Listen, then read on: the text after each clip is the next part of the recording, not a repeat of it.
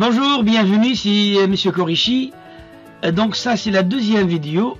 Dans la première partie, j'avais parlé sur l'email comme outil de collaboration électronique. Et j'avais dit que je vais terminer par le PDF, le JPEG et le cloud. Donc sans tarder, je vais commencer à vous parler sur le document PDF. Il faut dire que maintenant, le document PDF est très utilisé partout. Ça permet d'avoir un document lisible dans n'importe quel environnement, dans n'importe quelle plateforme. Il y a aussi les images de format JPEG, ils sont lisibles partout. Donc je vous conseille vivement d'utiliser soit le PDF pour les documents, soit les JPEG pour les photos.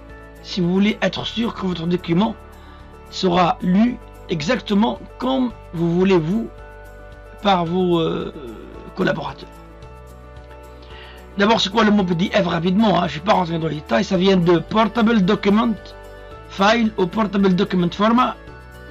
Et donc c'est un document portable, transférable. C'est quoi le grand avantage? C'est quoi la spécificité? C'est que le document, il sera affiché et imprimé sur n'importe quelle plateforme, quelle que soit la langue, quelle que soit la plateforme, exactement comme vous l'avez fait vous-même.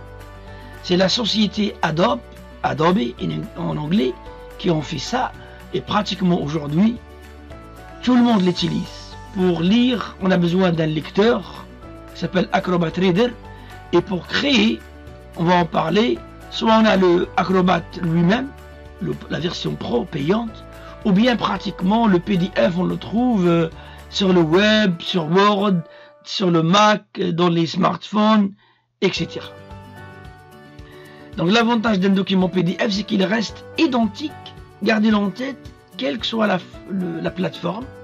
Il y a des gens qui pensent que c'est lié à la sécurité, mais pas nécessairement. Même un document Word, on peut le protéger par un mot de passe. La vraie raison d'utiliser un PDF, c'est que c'est comme une image, c'est comme une impression exacte. Donc avant d'envoyer un document à quelqu'un, surtout un CV, un rapport, si vous ne connaissez pas la personne, eh bien envoyez le document en PDF, vous aurez la certitude qu'il va le lire exactement comme vous l'avez fait la première fois. Maintenant on parle de JPEG. JPEG c'est les photos, donc les images en fait. Et pareil, donc c'est un format très connu, donc si vous envoyez en BMP, en GIF, etc., vous n'êtes pas sûr d'avoir la petite taille et le bon format. Donc je vous conseille aussi d'utiliser le format JPEG ou le JPEG 2000, donc il y a une version JPEG 2000. Comment on fait des PDF si j'ai des documents? Donc on peut ce qu'on appelle dématérialiser. Si vous avez un scanner, même un document, vous le scannez et vous le sauvegardez en PDF. Mais la grande majorité maintenant des documents, on a la source, ce Word ou Excel, etc. On n'a qu'à faire enregistrer sous ou imprimer et on le fait en PDF. Je ferai une vidéo sur tout ça, mais sachez-le que à partir de Word 2010 jusqu'à aujourd'hui, et pratiquement dans toutes le Mac, les équipements mobiles, le PDF il est intégré, donc vous n'avez qu'à écrire exporter sous PDF, etc. D'accord? Maintenant on parle sur le cloud. Alors le mot cloud, ça veut dire en français nuage. Je ne vais pas rentrer dans le détail. Hein.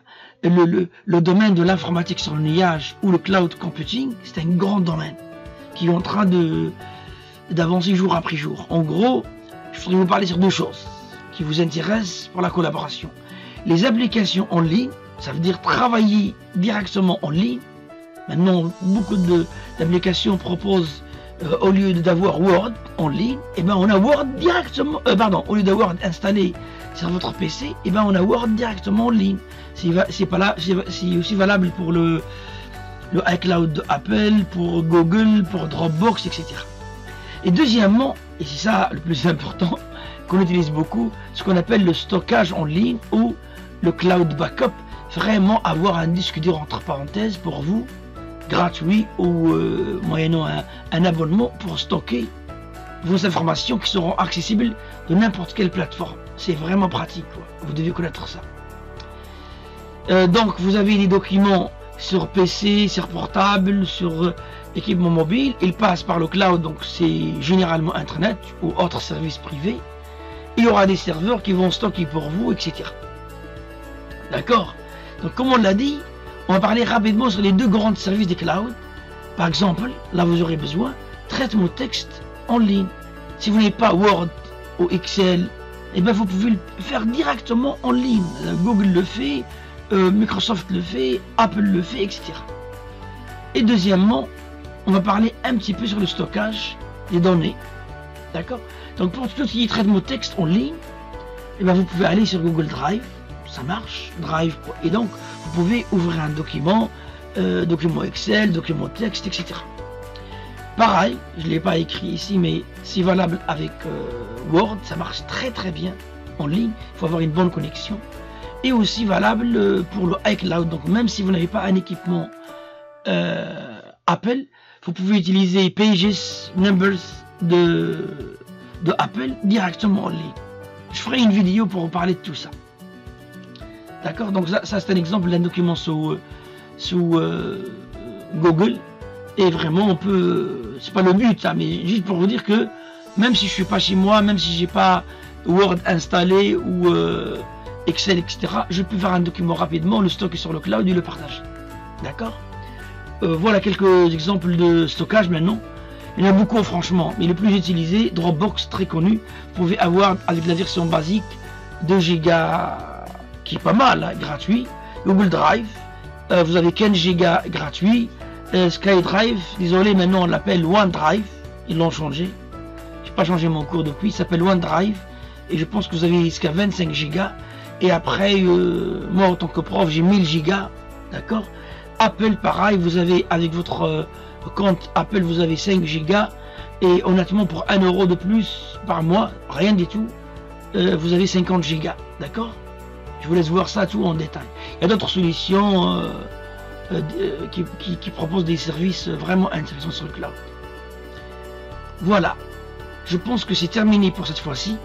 C'est juste pour vous donner une idée. Donc je résume. Pour les outils de communication, je reviens au début. Pour travailler d'une manière efficace, il faut avoir une adresse email professionnelle. Il faut savoir utiliser l'email d'une manière professionnelle. Et j'ai fait des vidéos pour vous expliquer comment.